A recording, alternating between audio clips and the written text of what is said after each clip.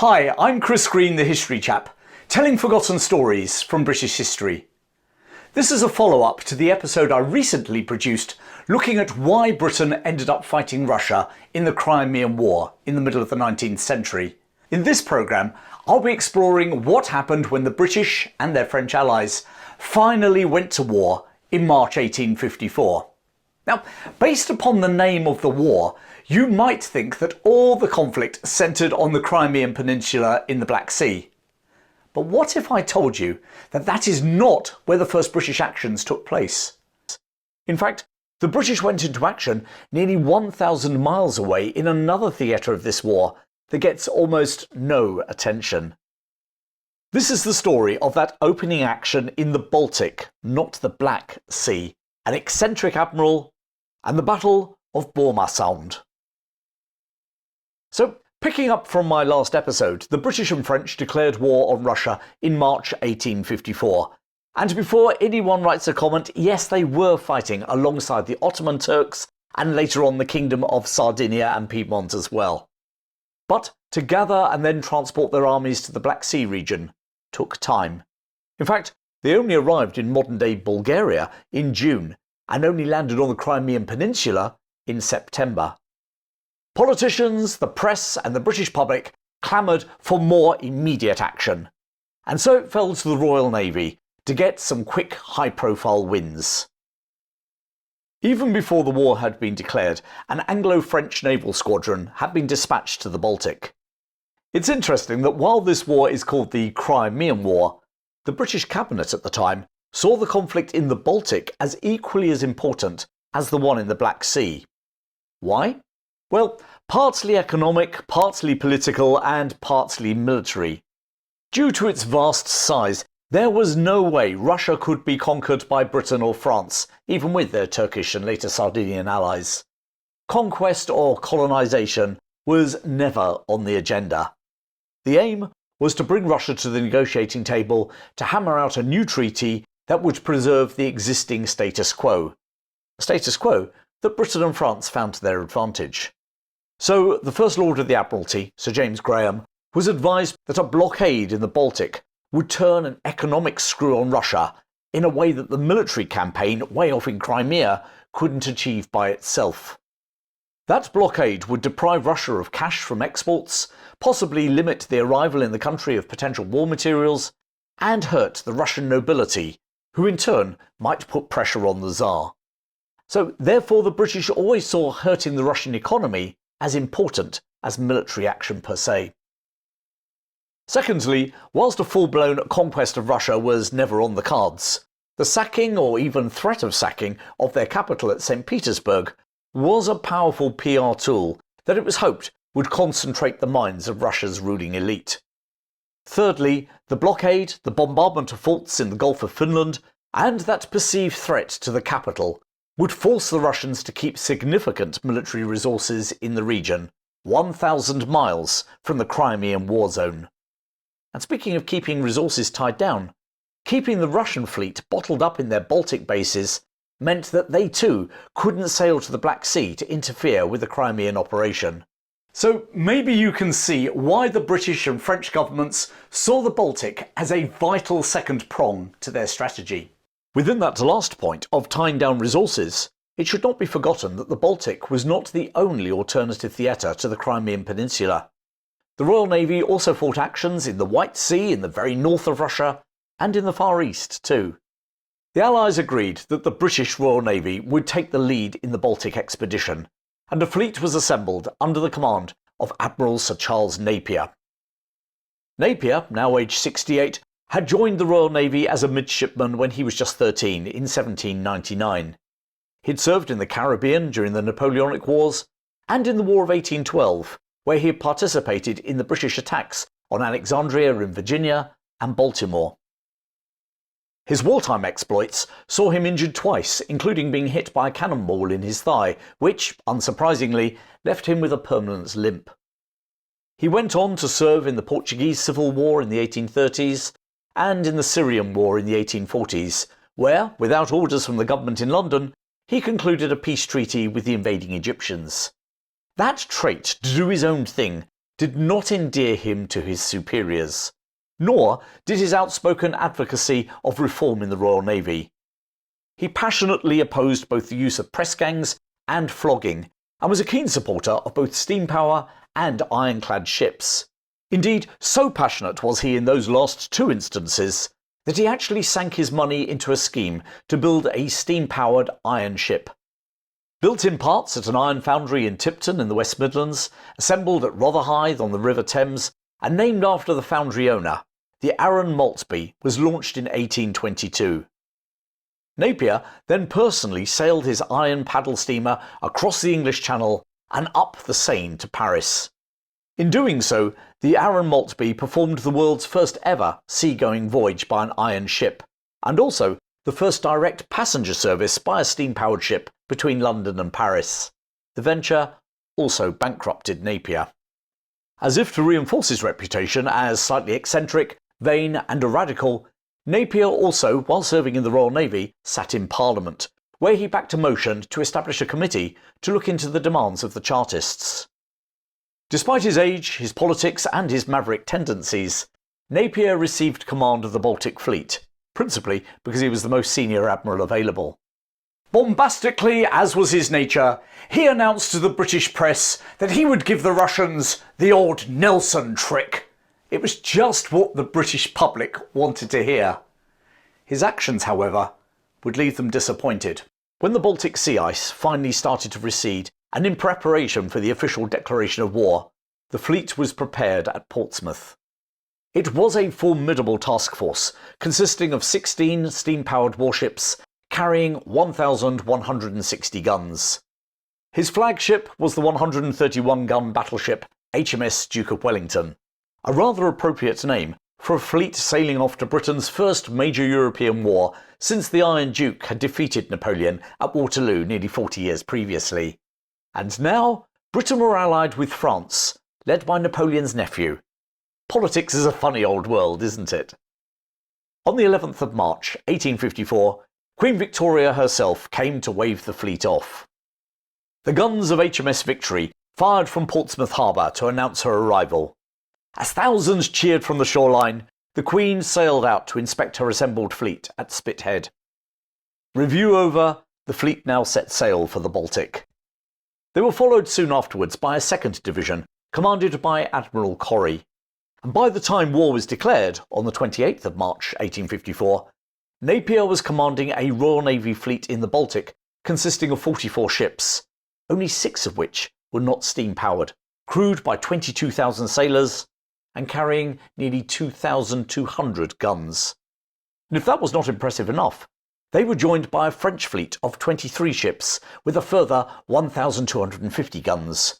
And aboard the French vessels, apart from their sailors, were soldiers who would form the main part of any landings. Their targets were the fortresses of Sveaborg, which protected the modern city of Helsinki — by the way, Finland at this time was ruled by Russia — and Bomarsund on the Åland Islands. The British press even got excited about a possible attack on St. Petersburg and the fortress of Kronstadt, which protected the approach to the city and home to Russia's Baltic Fleet. Indeed, Napier's fleet anchored off Kronstadt on the 26th of June.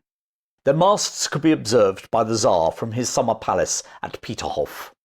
But if the British public were expecting a Nelson-style surprise attack on the Russian fleet, or an audacious landing against one of those forts protecting the approaches to St. Petersburg, they were to be sadly disappointed.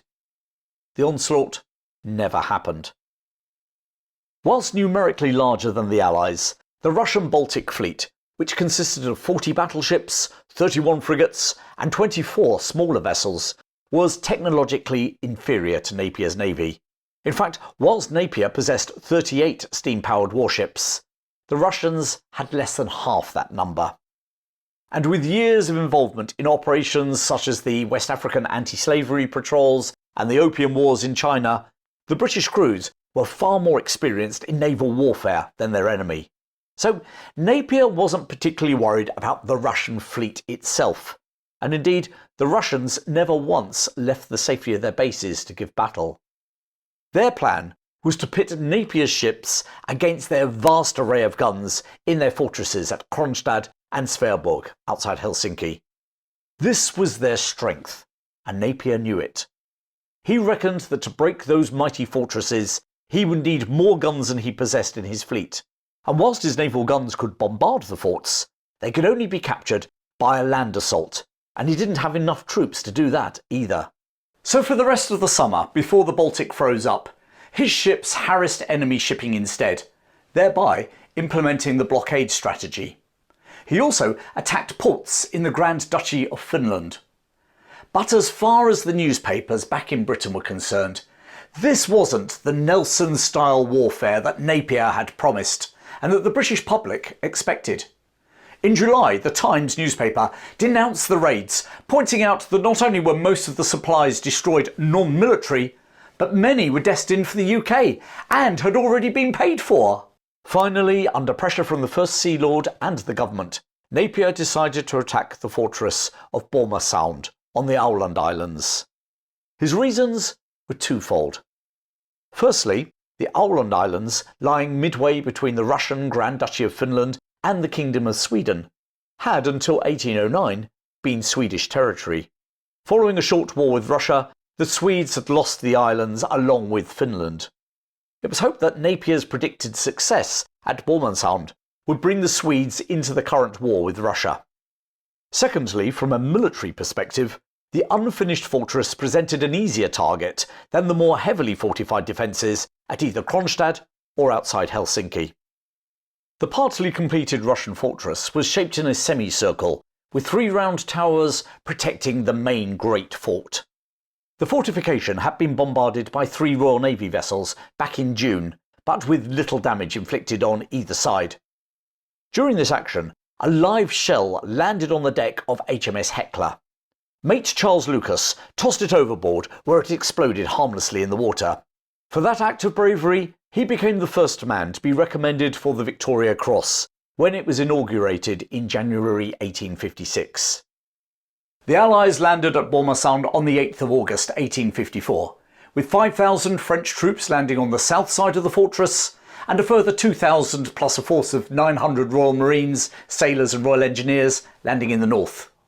They were followed by their guns, which, having been brought ashore, were mounted on sledges and pulled forward by 150 men per gun, whilst preceded by a military band.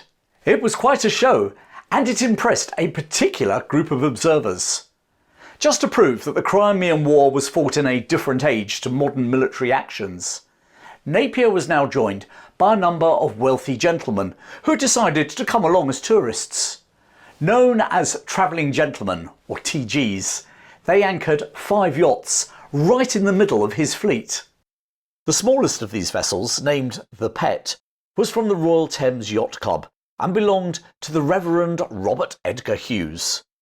Now in his 30s, Hughes had been a fellow at Magdalen College, Cambridge, for the past 8 years. A keen rower and yachtsman, he'd purchased the small vessel a few years previously and had circumnavigated Great Britain, no mean feat in a boat of this size. Now he decided to spend the university summer vacation on an adventure, accompanying the Anglo-French fleet in the Baltic. Persuading his younger brother Richard to join him, they set sail from Lowestoft on the 14th of July and arrived off Bomarsund on the 7th of August, the day before the landings. The following day, the brothers Hughes went ashore and marvelled at the efficiency of the French landings. Incredibly, during the ensuing battle, they, along with other TGs, were allowed complete freedom to wander around, even joining reconnaissance parties observing the Russian defences. It should be noted that at this stage in the war, the Allied forces in the Black Sea were nowhere near the Crimea, having only landed at Varna in modern-day Bulgaria in the middle of June. On the 13th of August, having moved their guns to within 400 yards of the Russians, the French finally opened fire on the first bastion, Fort Branklint. Reverend Hughes and his brother now positioned themselves amongst the French sharpshooters, and got, as he described it in his memoirs, a capital view of everything. During a lull, one British officer approached the tower to gain a better view of the main fort. He was accompanied by a French captain and a British lord. Suddenly, the Russian commander of the fort appeared and advised them to return to their lines as the fighting was about to recommence. He could have captured them, as all the three men were carrying was their spyglasses or telescopes and some cigars. Despite being a brutal war, this conflict also had several examples of a more chivalrous era, and that was one of them. Fort Brankland was taken by French troops on Tuesday the 15th of August, with most of the Russian defenders withdrawing to the main fort. The Allies had managed to capture it before a Russian team of engineers had managed to set demolition charges. But now the Russians opened fire on the captured fort, and one of their shells hit the magazine, effectively completing the job that their engineers had failed to achieve. Here's an interesting little side story. During the attack on Bomarsund, 2 Royal Navy sailors were put ashore on the nearby island of Vardo to intercept dispatches sent from the Tsar himself to the commanding officer at the besieged fort. 27-year-old Lieutenant John Bythesea was accompanied by leading stoker William Johnson. This was actually a homecoming for Johnson because he'd been born here in Finland in 1823 as Johan Lindroth. Running away to sea, he served in the British Merchant Navy in the Far East before joining the Royal Navy in 1849. During that time, he changed his name to William Johnston. On Vardo, the two men evaded Russian patrols before ambushing the 5-man team carrying the dispatches. Despite only being armed with a pistol and a knife, they captured the mail bags, along with 3 of the messengers. The other 2 fled. For this action, both men, like Charles Lucas, would be awarded the Victoria Cross later in the war. Bythesea received his medal personally from Queen Victoria at the very first VC award ceremony held in Hyde Park in June 1857. He would go on to rise to the rank of captain before running his ship, HMS Lord Clyde, aground near Sicily in 1871. Court-martialed, he never commanded a ship again. He died in 1906. His story was not as sad as William Johnston VC. Unlike Bythesea, the 34-year-old native of Finland wasn't present at Hyde Park to receive his Victoria Cross, as he was away at sea on HMS Brunswick. His medal was forwarded to the ship's captain to present to Johnston, who was now serving as a cook on this ship. However, by the time the Victoria Cross arrived on board, Johnston was dead. He had assaulted a fellow sailor with a knife, and full of remorse, had taken that same knife and cut his own throat. He was buried at sea in the West Indies, and his VC eventually sent to his wife. Charles Lucas, by the way, was also presented with his Victoria Cross at the same ceremony at Hyde Park. He had a happier life, ending up as a Rear Admiral before retiring to Kent, where he died peacefully in 1914 at the grand old age of 80. Anyway, back to Bomarsund itself. Before Napier's force moved into position to bombard the main fort, battle was interrupted by birthday celebrations. Rather than firing on the fort, the warships of the Allied fleet fired a series of salutes to mark Emperor Napoleon III's birthday. Having completed their celebrations, the Royal Navy and their French allies now turned their guns on the Russians. They were joined by the land-based guns of the French army and 3 32-pound guns that the British sailors had hauled ashore. It was the British, firing from a hill overlooking the Russian defences, who managed to destroy the second round fort, named Notvik. The Russians had hoped that the Allied land forces would attack and sustain heavy casualties. Wise to that trap, Napier simply continued to pummel the Russian defences with his warships. The following day, after 8 hours of continuous bombardment, the commander of the great fort surrendered. Once more, the Reverend Hughes and his brother managed to be some of the earliest to enter the capitulated fort. He wrote, "We passed into the fort, and there we saw a strange, sordid crowd of convict-looking wretches in long workhouse drab coats, scrambling and huddling together in the attitude of drunken, senseless merriment. They tore off their uniforms, they stamped on it and threw it in heaps. They sang, they laughed and danced. Little squeezed, bald-headed old men, or raw, loose-spun boys. They looked more like a herd of half-starved emigrants than imperial troops of a great military power." After that tour, they made their way to the other round fort, Fort Notvik, where they had a more sobering experience. "I was walking hastily along when my brother called aloud. I looked around and saw the cold, clean, silent forms of the dead. The shock of the surprise was fearful. The light linen cloths that shrouded the stiffened figures wavered and flickered in the draught, as if stirred by the breaths of those who could breathe no more. What did these poor fellows know about the Turkish question? And yet, they'd fought and trembled, they'd writhed in agony, and now father and brother, maid and mother were weeping. 2,000 Russians passed into captivity. Amongst them were 300 Finnish grenadiers who were imprisoned in Sussex until the end of the war. The officers lived with local families, whilst the rest of the men were held in the old county jail. The men became quite a tourist attraction. Up to 500 visitors a day would visit the jail, where they could buy toys made by the prisoners. A memorial was erected in the town of Lewes in memory of the 28 prisoners who never returned to home. Most of these men died of tuberculosis and were buried in a nearby churchyard. Bomarsund was the first Allied victory of the war. Despite being offered the island by Napier, the Swedes demurred. In fact, they never did join the Allied side in the Crimean War. The fortress was now demolished by the Allies, and a detachment of Royal Engineers remained on station until mid-September to ensure that it couldn't be rebuilt. By October, the winter was coming. The freezing sea took over from Napier's ships in keeping the Russian fleet bottled up until the following spring. With a new academic year beckoning, the Reverend Hughes sailed back to Lowestoft and on to Cambridge University. He was to die in 1863 from injuries sustained to his head in a workplace accident. His brother Richard had died 2 years previously in a hunting accident in India. The Baltic campaign during the Crimean War is often overlooked by the public. It certainly was at the time. This cautious blockade and capture of the weakest Russian fortification did not, in the British public's mind, emulate Nelson. When Napier's fleet returned home in December 1854, the ageing admiral's command was terminated. The next year's Baltic campaign would be commanded by Vice Admiral Sir Richard Dundas. 15 years younger than Napier, he was seen as a man of action, where Napier was now regarded as a damp squib. And yet, Napier's expedition, apart from achieving the first Allied victory before the British or French soldiers had even landed in Crimea, did achieve some major strategic goals. Firstly, he had implemented a blockade as ordered.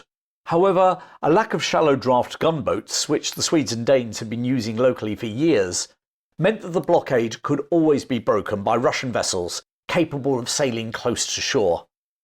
The following year, Napier's successor, Rear Admiral Dundas, would be supplied with over 50 small craft, which did close this Russian economic lifeline. Strategically, Napier had kept 60% of the Russian fleet bottled up in the Baltic, unable to join the war in the Black Sea or interfere with the Allied landings in Crimea. Similarly, over 200,000 Russian troops were tied down protecting St. Petersburg, over 1,000 miles from the Crimean Peninsula. And Napier achieved all of that without losing a single ship. Not bad when fighting a major power. This naval presence and blockade in the Baltic, which was repeated the following year, played on Russian fears that the fortress at Kronstadt and St. Petersburg itself could be captured. And that played a significant part in bringing the Russians to the negotiating table following the fall of their Black Sea naval base at Sevastopol. Whilst Napier was ridiculed in the press for not attacking the larger forts outside Helsinki and at Kronstadt, when the following year Admiral Dundas did attack the mighty fortress at Sveaborg, his bombardment made little impression. So maybe Napier is judged unfairly, given the resources and lack of clear orders that he had received. Removed from frontline military command, Napier turned his hand once more to politics. He was elected unopposed to Parliament the following year, representing the seat of Southwark. Initially serving as a radical, the knighted admiral was returned at the next two general elections, eventually sitting as a Liberal. He died while still a Member of Parliament in 1860. A year later, the Royal Navy's first iron frigate, HMS Warrior, was launched, 39 years after Napier's Arran Maltby. The perceived failure of the 1854 Baltic campaign increased pressure on the British and French to turn the screw down in the Crimea. But when Napier was capturing the fortress at Bomarsund, the Allied army hadn't even landed on the Crimean Peninsula, still being based across the Black Sea at Varna in modern-day Bulgaria. Finally, in September 1854, they landed in the Crimea. On the 20th of September, the Anglo-French army defeated the Russians at the Battle of Alma before laying siege to the naval base at Sevastopol. The following month, as the Russians tried to break the siege, the British were forced to fight the Battle of Balaclava, during which Colin Campbell's Highlanders found fame as the Thin Red Line, and the Light Brigade would make their legendary charge. And it's those battles, along with the failures in logistics, the harsh winter endured by the British troops, and the scandal of the lack of adequate medical facilities and their reform by Florence Nightingale, that caught the public imagination. Napier's and Dundas's Baltic campaigns got, and continue to get, little coverage. And yet, sometimes it's these hidden campaigns, keeping troops and ships tied down, squeezing a country's economic capacity to wage war, and applying psychological pressure to its leaders, that win wars, every bit as much as battles. And that, it can be argued, was exactly what the Baltic campaign did. Well, I hope you enjoyed that story that goes behind the more famous battles that were fought in the Crimea, like Alma and Balaclava and Inkerman and the charge of the Light Brigade. In fact, you can watch some of those videos that I made about some of those battles right now. Thanks to all my members and patrons. Links as to how you too can support the show are in the description below. I'm Chris Green, the History Chap. Thanks for joining me today. Keep well, and I look forward to sharing more stories from British history with you very soon.